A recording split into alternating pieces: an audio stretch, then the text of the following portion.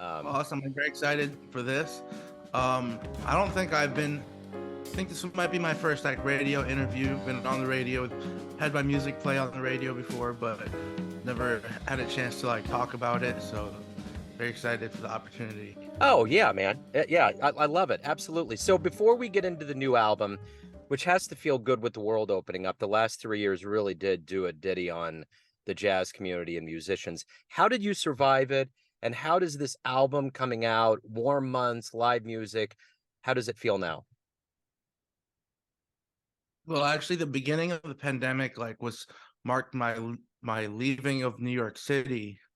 Um, I was like about to be done with my master's program, and I was living in this huge building. Like I don't know if a New Yorker's listening or anything, but if they know of this huge building on 135th and Broadway, they'll know that this is serious 6,000 plus tenants. You're in the elevator, you're choosing amongst like 35 buttons. Everybody's touching everything, and my parents were like, "You better get out of there." So I actually spent part of it, the beginning of it, just taking care of my grandfather, DC. You know, one of the themes that I try to be open about in my public discussion of my music and my life is that I have mental illness struggles, and at that time I was going through stuff. So I decided to move to Rochester. Things were going slowly. I was just trying to figure out how to meet musicians. Things were going really slowly for a lot of the pandemic for me, but then just getting introduced to people on the scene, it kind of like crescendoed to a point where started working more than I've ever worked before. So it's kind of interesting. I started off from a very almost non-moving start at the pandemic, moving cities to try to avoid calamity, and also just finding a place that's sustainable for growth. I have my own studio, which I would never be able to afford to have the space for in New York City. I'm able to be a little bit more of a prominent figure on a smaller scene too. So, for me, it was really a time of transition, kind of a reason to move away from New York City and start a new life up in Rochester. It's interesting. You got quite a timeline. You were born in the Philippines, raised in Peru and upstate New York, and educated in Montreal and New York. So you've been around. You've seen a lot of geography. Yeah, and I didn't even include a little half year in Kenya I Oh spent during wow. high school in that list. And moving around even in within the cities I've lived in has been kind of hectic. When I was in New York, I lived in 5 different parts of New York City. And I'm used to having new roommate situations. Um, I used to work for a moving company for a while too, so it's like anytime I had to move, it's like, oh, I'll be fine. Um, my attitude towards moving. But Yeah. yeah, I have accrued a lot of different sort of friends from different scenarios, I would say, through the process of moving around. Absolutely. Uh, So is this your debut album? this is my debut album, yeah. That's quite a statement. I always am intrigued by the initial entrance into the world of jazz. It's your real shout. How does this feel? How does the magnitude of really kind of saying, "Hey, this is me. I'm in the world of jazz." How does it feel? Well, I think that the fact that I put all of the material as original material, all the tunes on the album are originals, and I actually have a large ensemble project that I'm just working on getting funding for, which is also all originals, and it's all written out, and have all the scores and everything. So I have a lot of material that I've written over the years. This wasn't a project that I kind of wrote music for the project. This was more of like, okay, if I'm gonna do a debut, I might as well curate what I have. As far as this one being jazz trio, uh, I felt that I would look for tunes in my own songbook, so to speak, that fit well with a trio setting. I just picked my best nine. This album, you know, it's a really important move for me to just put myself on the map so that people recognize who I am and what my music is. I will say though that it wasn't my idea. In fact, Teru Alexander, who is the drummer on this project, actually reached out to me on Facebook Messenger. I remember once while I was actually hadn't quite moved away from New York City yet. And I just remember this moment vividly, like him texting me, being saying, we need to get your music out there. We need to record a trio album of your original stuff because it needs to be heard. So I'm really thankful to him for nudging me to make this record, Yeah. because it's important. There are tiers to the music industry. A lot of people think it's like a linear, like keep working harder and getting better, and you will rise steadily through this kind of gradual progression. And I think it's more of like you know there are all these big steps, like you go from here and now you have to suddenly get exposure on a whole different level. You need a record label, you need a publicist, you need a lot of money. So uh this was kind of a leap that I made, encouraged by my drummer, to sort of document my own compositions and put myself on the map. How do you correctly say the title of the album? Feathers of Ma'at. I mean, I I don't say that with like perfect confidence because I'm not Egyptian or ancient Egyptian in particular either. Yeah. But yeah, that's as far as I know. So Ma'at. so what are you hoping the listener gets from this album?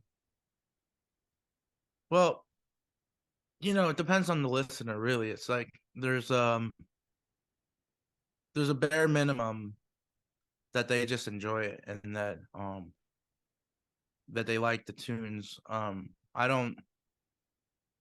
have a lot of things in the liner notes that are rabbit holes to explore as far as concepts, mystical concepts that predominantly in this case revolve around Egyptian mystical figures and concepts in numerology, cosmic principles, and that kind of thing, that also are present in other cultures. But in this case, I'm focusing on ancient Egyptian stuff, and that is like almost like a for those listeners willing to delve into that or having the mind for that kind of thing. Uh, I understand that most people might not necessarily understand or resonate with those ideas, which is why it's kind of important for me that all these tunes are strong on their own with good melodies, interesting chord movement, concise structure. Um, I didn't want a sort of meandering, um, free, I don't know, like uh exploration of sound. Some albums are like that. This particular one, I wanted um to make a statement with each song, like a strong melody, a, a strong arrangement, uh accessible to audiences that don't necessarily understand the finer points of some more avant-garde music, but at the same time, uh, uh, you know, can be also appreciated by those who can. So I wanted it sort of accessible and uh, have some value to musicians who are advanced. Um, and then if you have an interest in the mystical esoteric side of things, then there's kind of rabbit holes um, to Right explore on. in the liner notes. And Yeah. Good deal. yeah. So how did this jazz journey begin for you? How did you get into the music, and who have been some influences? So my jazz journey, so my journey as a piano player began with lessons that I got signed up for by my parents when I was 5 years old, when I was living in Peru. Um, remember one day my mom just like we were talking in the kitchen, she just says, "Hey Ben, you have a lesson today at like 4 p.m. or something, 5 p.m." And I was taken by surprise. And um, wait a minute, what are you talking about? I have a lesson? And apparently, I hadn't really been paying attention during a conversation we had where they told me that I was going to start playing piano. So I started at 5. It was about the 13. I had a pretty up till when I was 13, I'd say I had a pretty traditional, normal, uh, you know, approach to lessons, learning the basics and learning classical pieces. Started to learn ragtime music um, around the same time. Of course, ragtime uh, is a precursor to jazz, and or it could even be considered jazz by some people. At that time, I was being exposed to jazz from various angles. So I was being exposed to, my mom's friend who was a jazz pianist. We met him and listened to him play. Um, my uncle works with a filmmaker. My uncle's a film producer who works with a filmmaker, Ken Burns, who did the 10 VHS documentary series on jazz, and we had the whole soundtrack. So I got a good sampling of like important recordings, 6 CD set of important recordings meant to go along with a long documentary on jazz. Uh, and then, occasional gifts of CDs. I got Dave Brubeck's Time Out. I got Miles Davis Kind of Blue, and I got Everybody Digs Bell Evans and things like that. People were starting to burn me their CDs. It felt kind of like the universe was sending me a message. And I actually I remember specifically asking my parents, like, as a 13-year-old, saying, "This is pretty cool. Like, should I get into this thing called jazz? Should I actively pursue this thing? I like it. I've been exposed to it.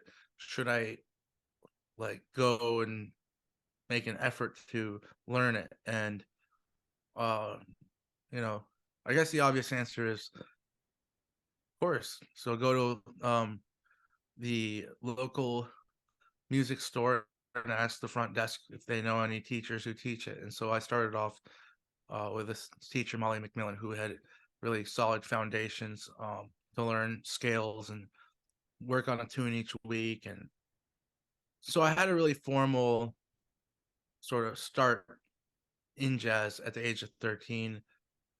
Attended some camps like Jazz in July at UMass Amherst. And, you know, the whole journey kind of began there.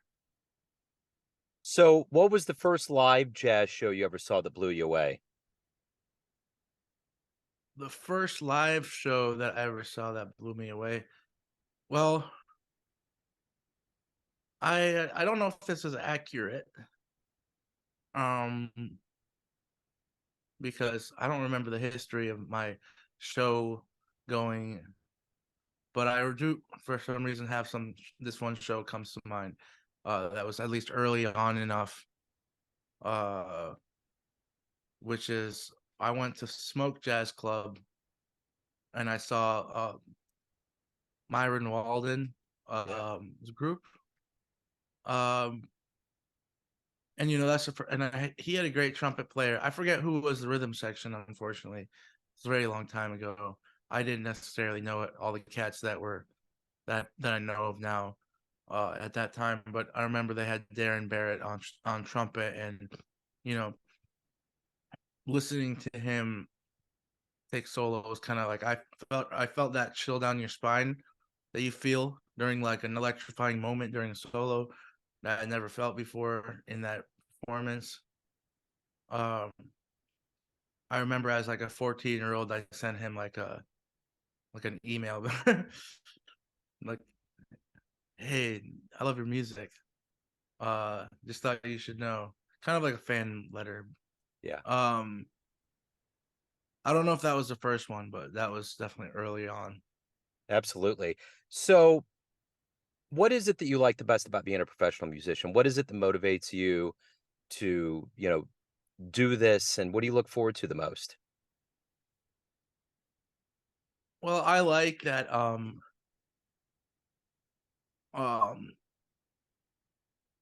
I've kind of tried to diversify the things that I do to where I now own a studio. Um, you know, don't do a lot of teaching, but I have that available. I um I can sort of fit into a lot of situations. I'm mostly a freelancer at this point. Upstate, I get a lot of text messages saying, "Are you available to play this date?" And I will look in my calendar and say yes or no. And just the fact that and I can mix and master people's work. I can record, produce other people's work. I can write for large ensemble music and have people come and perform it in my studio. I can compose, arrange, practice piano, play shows in bands that I'm part of, play shows with my own band, and I'm always in an environment that is definitely more attractive than a cubicle or um whatever typical jobs I've had to do to support myself on the side. So uh just just the fact that my work site is like a bar, a cafe, a restaurant, a venue, a stage, a festival, that I'm around people who are there to have fun, that collaborating is always something that people are enthusiastic to do. Um, that I get into all different situations and locations. I think just the variety and the quality of the environment I find myself in, and that I'm dealing with an art form that excites me, are all good reasons for me to want to do this. So, why do you love jazz? Why do I love jazz? Yeah. That's a good question because I always think about how in one sense I'm a pretty narrow focused individual, uh, and I listen to a high, big part of my pie chart of listening is jazz, which would make a lot of people think that I'm very narrow focused. I like to think that jazz is very broad and that it's very its tradition and roots stretch back really far. Um, and that um, with that broad base and all the different branches of that tree, uh, the reason I stick to it for the most part, which is just for the most part. I do listen to other kinds of music. Um, the reason I stick with it is because uh, it's like there's an underlying common thread, which is a mentality and philosophy on music. Um, I guess, uh, I guess that would be characterized by uh, kind of unwillingness to compromise to a lower common denominator, um, to appeal more to more people. Sort of an integrity, an artistic integrity, uh, and a high level of musicianship. And I'd say that there's jazz that can be very simple and very approachable.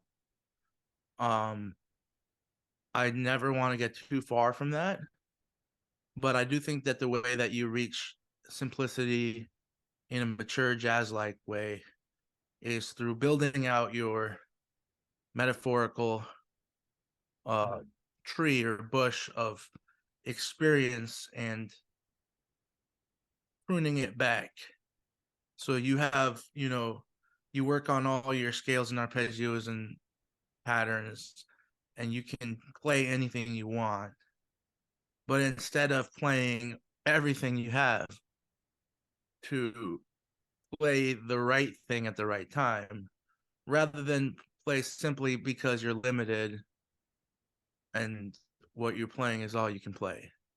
You know what I mean? So it's a Yeah. matter of, it's a difference between growing out your branches and then pruning back to an elegant, simple result, which I think a lot of jazz musicians fail to do.